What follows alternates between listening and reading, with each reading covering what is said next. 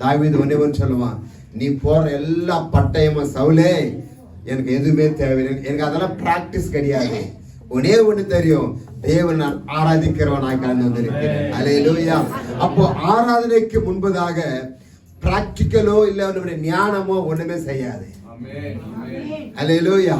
தாவீது பார்க்கிறதுக்கு சின்னவன் தான், அற்பமானவன் தான், அவனுக்கு சண்டையில நின்று ஃபைட் பண்ண எந்த ஒரு அனுபவம் கிடையாது, யாரிடத்துல பேசி எதுவும் பழக்கம் கிடையாது, அவனுடைய வெப்பன்ஸை தடுக்கக்கூடியதான ஆயுதங்களை பாதுகாக்கக்கூடிய வஸ்திரங்கள் போட்டு பழக்கம் கிடையாது.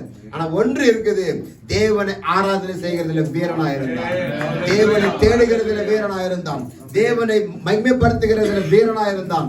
ஆகினாலதான் கர்த்தர் சத்ருவை அவங்க கையில ஒப்பு கொடுத்தார்.